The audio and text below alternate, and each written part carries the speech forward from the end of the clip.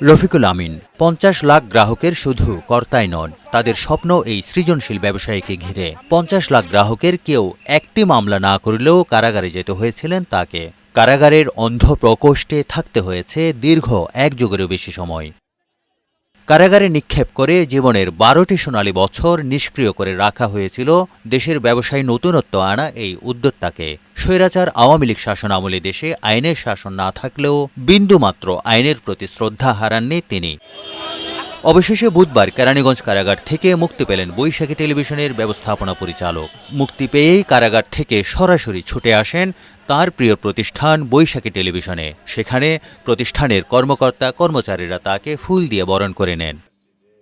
তার কার্যালয়ে বসে তিনি কৃতজ্ঞতা জানান ডেস্টিনি ও বৈশাখী পরিবারের সদস্যদের। আমার ৪৫ লক্ষ লোকের কাছে আমি ধন্যবাদ দিই যে তারা আমাকে কিভাবে বিশ্বাস করলো যে আমি অন্যায় করিনি। তারা কনফিউজ হতে পারত যে আমি অন্যায় করছি, কিন্তু তারা বিশ্বাসই করে নাই। এই যে রিলেশনশিপ, এটার দাম কত জানেন? Billions of dollar. Rafiqul Amin এ সময় বলেন, সম্পূর্ণ উদ্দেশ্যমূলক মামলা করা হয়েছিল তার নামে। রিমান্ডে নিয়ে বিগত সরকারের সময় দেশ ছাড়ার শর্ত দিয়েছিল তাকে। শর্ত না মানায় মুক্তি মেলেনি বলেও দাবি করেন তিনি। আমাদের কিন্তু দেশ ছাড়ার অফার দেওয়া হয়েছিল, তারপরে ২-৩ দিন পরে অফার দিছে ভিন্ন। ঠিক আছে, আপনি দেশ ছাড়বেন না, থাকেন, এবারের অফারটা আপনার জন্য ভালো। আমি কি কই বলেন? কিচ্ছু না, শুধু ডেস্টিনি ২০০০ বন্ধ করে দিতে হবে, MLM কোম্পানিটা বন্ধ করে দিতে হবে, আর কোনো কোম্পানি বন্ধ করার দরকার নেই।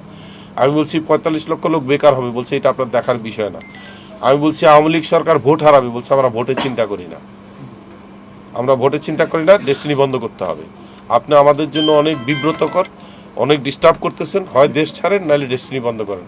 আমি বলছি দুইটার একটাও করবো না, জেলখানায় পাঠান। এ সময় তার আইনজীবী দীর্ঘ আইনি লড়াইয়ের বর্ণনা দেন। যাদের ষড়যন্ত্রে আজকে এই ৪৫ লক্ষ পরিবার এই প্রায় ১ যুগ ধরে কষ্ট সহ্য করেছেন, মানবেতর জীবনযাপন করেছেন, আমরা ইনশাআল্লাহ ঐক্যবদ্ধভাবে আইনি লড়াইয়ের মাধ্যমে আমরা সেটার আইনি ব্যবস্থা গ্রহণ করব। ২০১২ সালে বাংলাদেশ প্রিমিয়ার লিগ BPL ক্রিকেটের প্রথম আসরের টাইটেল স্পন্সর ছিল ডেস্টিনি 2000 লিমিটেড। স্বপ্নদ্রষ্টা রফিকুল আমিনের উৎসাহেই BPL এর প্রথম আসরে যুক্ত হয়েছিল ডেস্টিনি। ২০১০ সালে বলিউড সুপারস্টার কিং খান খ্যাত শাহরুখ খান প্রথমবার বাংলাদেশে এসে দর্শকদের জন্য পারফরমেন্স করেন।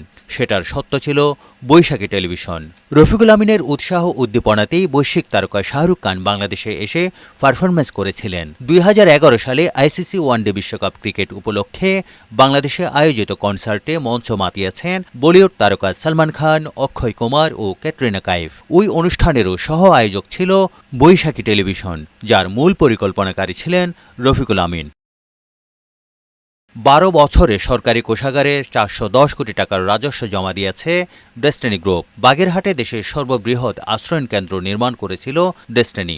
এসব কিছুর কেন্দ্রে ছিলেন রফিকুল আমিন। তারেক শিকদার, বৈশাখী সংবাদ, ঢাকা।